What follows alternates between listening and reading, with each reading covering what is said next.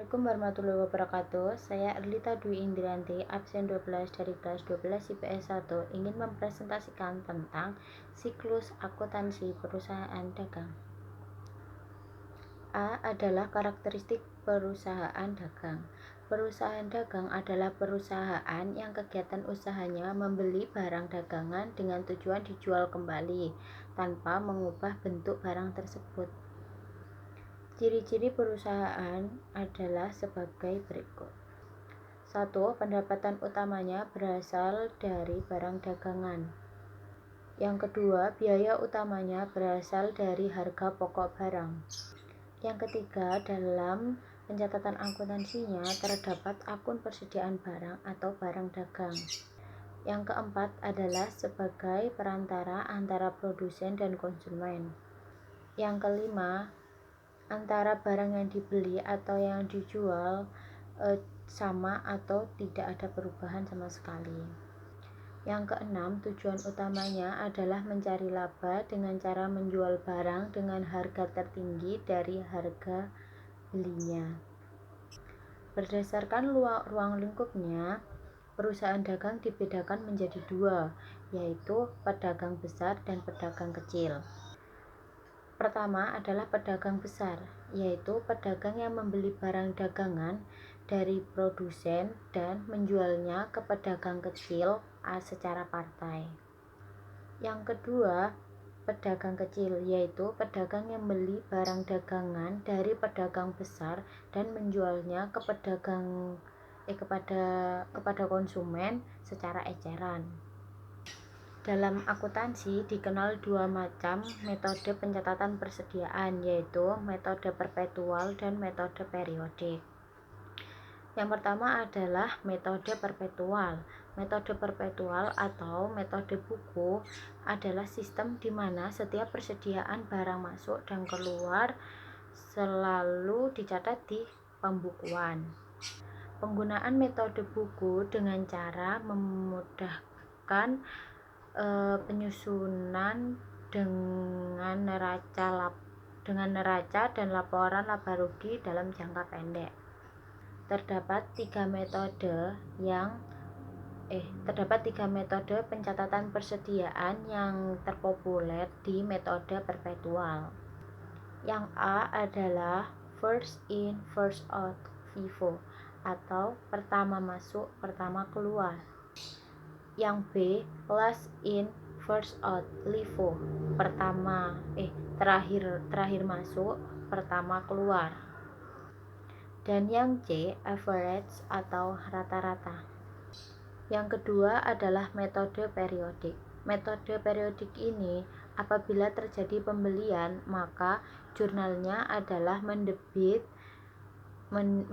rekening pembelian dan mengkredit kas atau utang dagang. Jika terjadi penjualan, maka jurnalnya adalah mendebit rekening kas atau piutang dagang dan mengkredit rekening penjualan. Namun jika ditinjau dari segi ketepatan dan kecepatan seinformasi yang dihasilkan, metode perpetual jauh lebih unggul karena setiap saat persediaan akhir dapat diketahui atau dapat dilihat.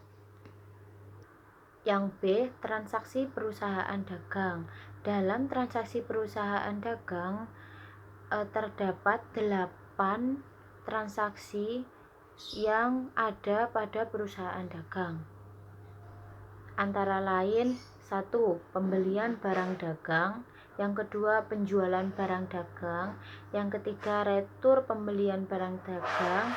Yang keempat, retur penjualan barang dagang. Yang kelima, potongan pembelian. Yang keenam, potongan penjualan. Yang ketujuh, biaya angkut pembelian. Yang kedelapan, biaya angkut penjualan. Yang C adalah akun-akun yang terdapat dalam perusahaan dagang. Di dalam perusahaan dagang ada saldo normal debit dan saldo normal kredit. Yang terdapat dalam saldo normal debit adalah: 1. Persediaan barang dagang, yang kedua pembelian, yang ketiga biaya angkut pembelian, yang keempat piutang dagang, yang kelima retur penjualan, yang keenam potongan penjualan, yang ketujuh biaya biaya pengiriman. Dan yang terdapat dalam saldo normal kredit adalah: 1. Retur pembelian, yang kedua potongan pembelian, yang ketiga penjualan, yang keempat utang dagang. Yang do adalah tahap pencatatan. Dalam tahap pencatatan perusahaan dagang terdapat dua tahap, yakni penjurnalan dan pemostingan buku besar. Yang pertama adalah penjurnalan. Dalam penjurnalan terdapat dua jurnal, yaitu jurnal khusus dan jurnal umum. Yang kedua adalah buku besar. Buku besar merupakan suatu daftar yang berfungsi untuk mencatat segala perubahan aset seperti liabilitas, ekuitas, pendapatan, dan beban. Dan buku besar dicatat setelah transaksi dicatat dalam jurnal khusus. Adapun juga buku besar pembantu. Buku besar pembantu digunakan untuk mencatat seperti rincian utang, piutang, dan persediaan barang dagang. Yang E adalah tahap pengikhtisaran. Di dalam tahap pengikhtisaran terdapat 3 pengikhtisaran. Yang pertama adalah neraca saldo. Sumber dari penyusunan neraca saldo adalah buku besar. Yang kedua adalah jurnal penyesuaian.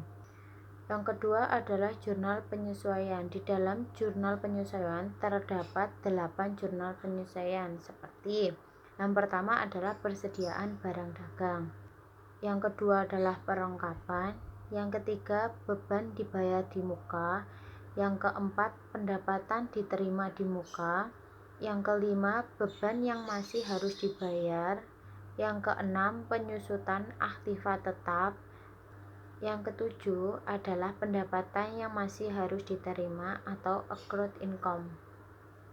Dan yang terakhir ada tahap laporan. Dari tahap laporan tersebut ada 5 tahap yang akan dilalui dalam tahap laporan. Yang pertama adalah laporan laba dan rugi.